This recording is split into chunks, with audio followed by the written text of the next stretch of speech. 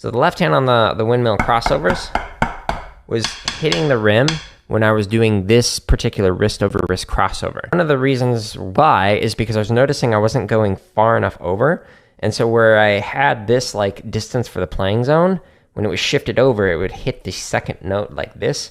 And it's because I was hitting here. And so I was trying to refine moving over enough, but if I took a step back and looked at what was my left hand doing here, it was actually going too far over on the left side rather than hitting over here on this section of it. So my issue was not with this as much as it was with over here. So whenever you're working on stuff, it's really important to not just look at the problem area, but what comes right before that. So like if it's a roll and it's a dirty roll, what about the check that comes right before that? I can almost guarantee you most of the time, it's usually like the stuff that comes right before the dirty part than it is the part that's actually dirty. Whenever I'm doing these sweeps, I am taking the same technique and just moving my arm out of the way. So I'm not bending my wrist to get these sweeps in here and going like this. Okay, we don't want that, that's bad. We want to have the same approach as we're playing on a single drum, same kind of wrist motion. And now we're going to just move it so we get that little short, quick motion to get from here to here while playing with the same up and down, okay? So the vertical stays the same, it's the horizontal that is changing.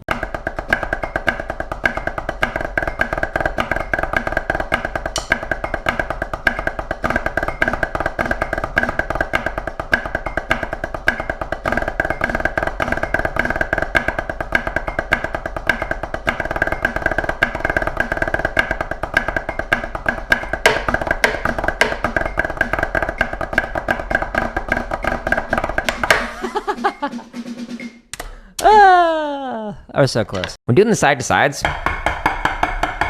there's a tendency for a lot of tenor players to kind of do like a windshield wiper with their body and kind of just do this. That's not good. What you want to actually do is a windshield wiper with your hands. Your hands are the ones that are going to be moving. So when you're doing this,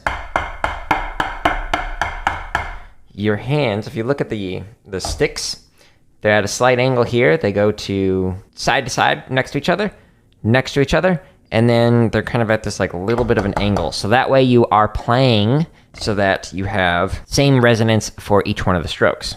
I got a call from somebody that I know whose wife and kids had called 911 because somebody was banging on their door, swearing, trying to get inside of their house. And I happened to live close enough that I could get there before the police could. I went over and was able to help calm the person down and help diffuse the situation and whatnot. Overall, it ended up going well. But the thing that I'm really grateful about is I was in a mental and physical state where I felt calm to be able to help diffuse the situation. Also alert enough and trained enough with like Muay Thai to know that if the person had started to get physical, I would have been all right. It's a good like daily reminder to train for moments like that where you need to be in a good mental and physical shape to be able to help other people. So I highly recommend working out, highly recommend martial arts, and I highly recommend meditation. All of those kind of helped to be able to prepare me for that moment. The motion that I'm practicing is the speed of the transition, not the actual show tempo, how I would play it. So I'm just trying to work on the transition itself. Not necessarily the stroke, but I want to make sure that I have a downstroke without any kind of a slice while playing it. And so I'm trying to basically teleport from one to the next so I can get a perfect downstroke as opposed to going like this and getting it so that it's just a slice after slice. And that's going to change the quality of the sound when you're playing on the drum. It'll choke off the sound a little bit. And you might end up hitting more rim. Right, left, left, left. This variation of slow paradiddle is with cheese inverts. You can speed up and slow down this play along to speed is comfortable for you, or try out hundreds more by using the link that's on the screen, where you'll find thousands of hours of free drumming content.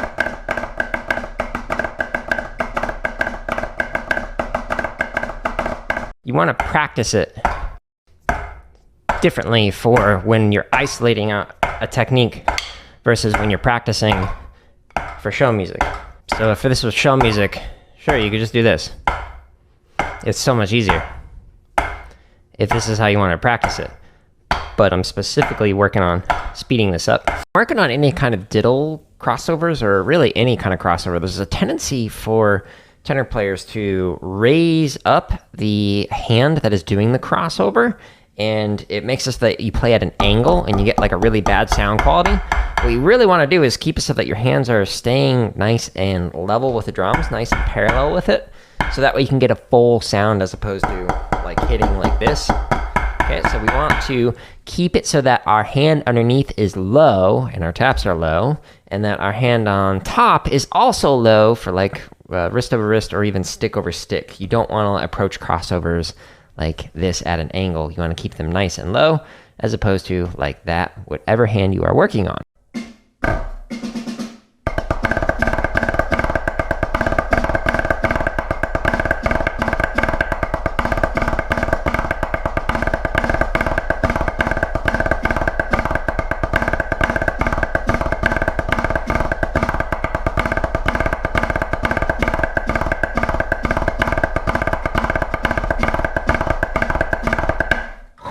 That was it. My hands at the end were like, no, please stop. So if I'm playing a double stop and it sounds like this, that little chut, chut, chut sounds kind of like a flam, except like the grace note is really high, then that's a bad double stop. You want to make it so that you get that little bit of a popping sound whenever you're doing this. Whether the double stop is crossover or not, you want to make sure you do not have that flam high grace note sound. Whether you're doing like a stick over stick crossover or you're doing a wrist over wrist crossover, you want to make sure you don't have one hand higher than the other. And you want to make sure that even if they're the same height, that they are being played with the same velocity. So the same amount of speed going from the maximum height into the head, the same touch.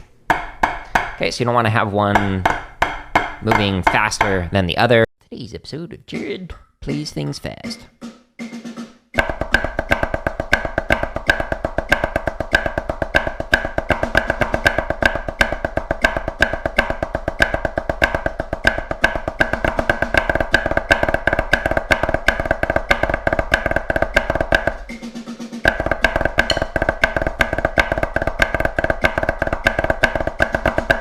I just got to a moment where I was like, wait, what is drum?